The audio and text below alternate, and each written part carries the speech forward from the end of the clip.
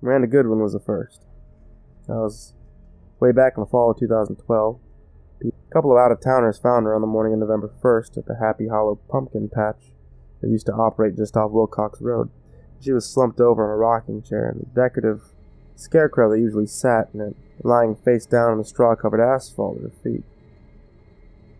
In her lap was a pumpkin that had been whittled to her likeness. The thing looked just like her. A thick band of purple and red bruises wrapped around her throat like a necklace. The girl had been strangled. First person to be killed in our town in nearly 50 years. Well, once word got out, the press had a field day with it. They were coming in from all over the state, too, to cover a story. Mysterious Halloween homicide straight out of a Hollywood crime drama. Miranda Goodwin's name was suddenly all over the nightly news. The papers painted Sheriff Hooper and his deputies to look like a bunch of backwater hicks in over their heads. Sheriff didn't give them much in the way of details. The only theory he was willing to float out was a rough estimate of when the girl had been murdered. Said it was probably around 11 p.m. on a Halloween night. She had been walking home from a party just off Fayette Street when the killer had most likely attacked her. And that's what he said to the press, anyway. The poor girl's death was all the news talked about for weeks, but by Christmas time, people were starting to forget. Too busy worrying about crossing gifts off wish lists to care about a dead girl from a small town, I reckon. And by summer, the whole incident felt like it was decades old. Press had finally had their fill of us, or so we thought. A couple of reporters came in from the city following Halloween. They were poking around town asking people questions about the night Miranda Goodwin was killed, trying to get a soundbite or quote in order to recycle their old story. Lazy journalism is what I call it.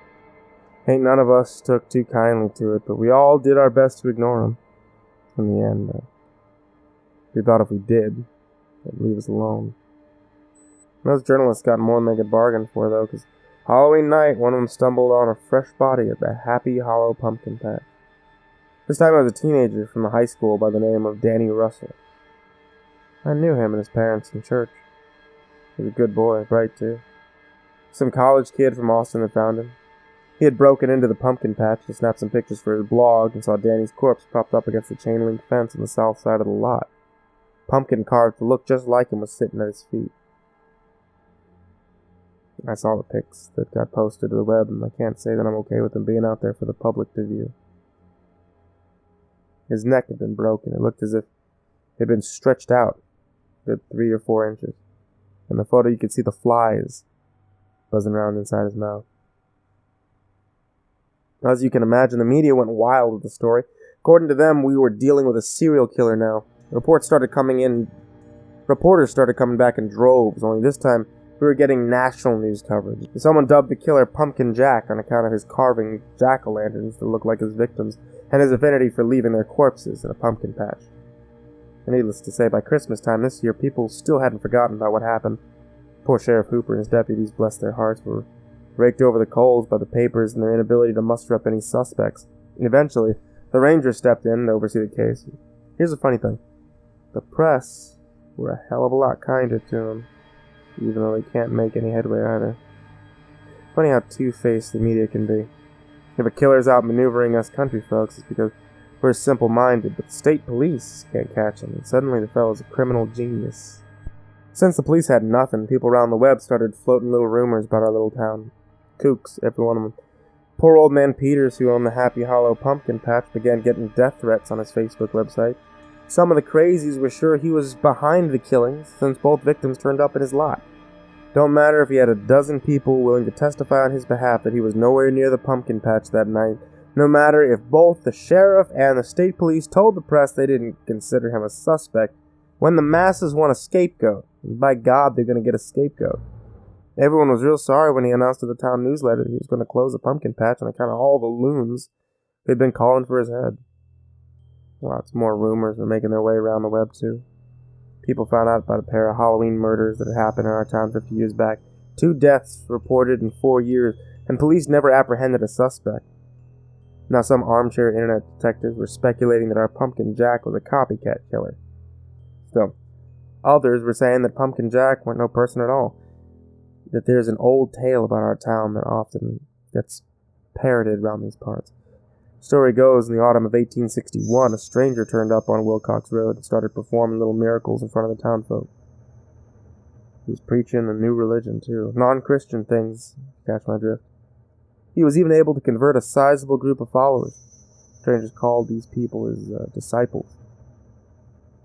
They were willing to do anything for him. He was their Messiah. And as you can probably guess, it created a hell of a rift in our community. The whole thing culminated on Halloween night when the dissenters were hanged in town square by a lynch mob. The legend has it they left them up there for 4 days. They made them wear jack-o'-lanterns on their heads too, because people can't stand the sight of seeing their own brothers and sisters hanging on the gallows. That's how the story goes anyway. Now, some of those internet conspiracy theorists were saying the stranger's ghost had come back to take his vengeance on the good people of our town. The cops were out in force on Halloween in 2014. Both state police and sheriff deputies were crawling all over the streets in case Pumpkin Jack decided to strike again. The extra presence didn't matter none, though. Around 10 to midnight, little Billy Castle was found hanging by his neck from a water tower, just like those heretics over a century and a half ago. He was only 12 years old. His image had been carved, picture perfect, into a pumpkin. He was sitting on the catwalk. He'd been shoved off. Every wannabe newsman with an internet modem was packing up the story now. If the headline had Pumpkin Jack in the title, it was sure to get attention no matter how shoddy the article was written. It was real tough for the people of his community. Heard Billy's parents, Janine and Jacob Castle, ended up getting rid of their phone because they were sick of journalists calling them to get a quote about their dead son. Ain't nobody got respect for their fellow man no more. Goddamn internet's ruined empathy for everyone. All the interest this town was getting even drew the feds to the case. Nobody was happy about the government sticking their nose in our business, but it seemed that privacy was a thing of the past for us. Halloween 2015, our little town was overrun with reporters hoping to break the story about Pumpkin Jack's next move. The Sharks didn't care nothing about us, folks. Hell, they were rooting for him to take someone's life just so they could have another headline for the newspaper and blog sites.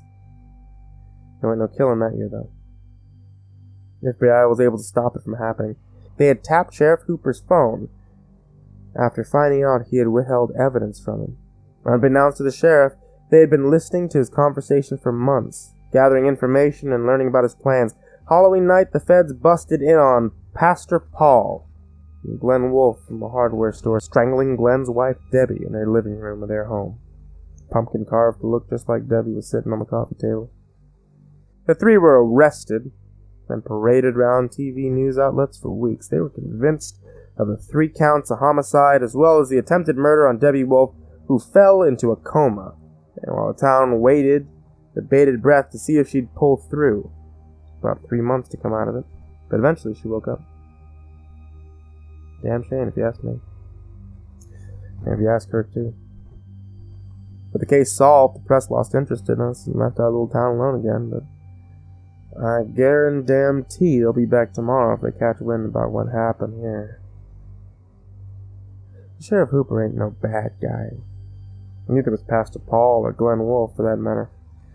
What you need to understand is they were just doing what they had to do. They were doing what he asked them. Every 50 years, our Messiah demands sacrifice. We devout followers, we're willing to oblige. We don't call him Pumpkin Jack. No, he's our Savior. The one who appeared on Wilcox Road a century and a half ago. The one who performed miracles, showed us the light. Oh, how it hurt. Oh, how it hurt him to hang our little brothers and sisters.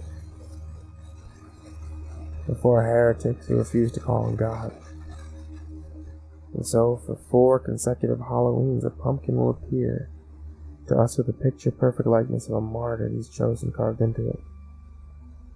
It is then our duty to appease him. He took his first 4 martyrs a century ago.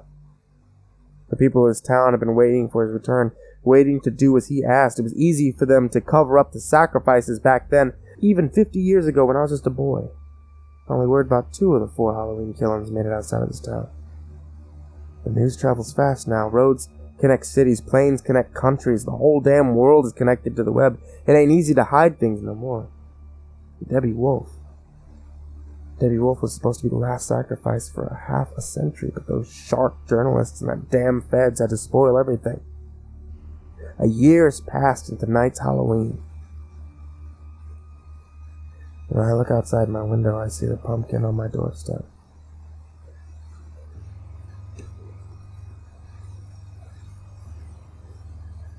It appeared there just a few hours ago. It looks just like me. There are 2 pumpkins on the Baker Street steps next door. The Wilcox, there's 4. One for each member of their family. I reckon everyone in town got one. Probably one in the sheriff's jail. Probably one in the sheriff's jail cell, too.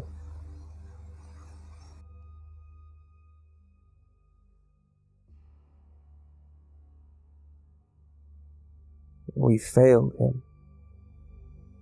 And now, just as the prophecy states, tonight will be our reckoning. And so we wait for him to come to appear before us once more and damn every single one of our souls. We're not worthy of his love. It's Halloween. Will be our last on this earth.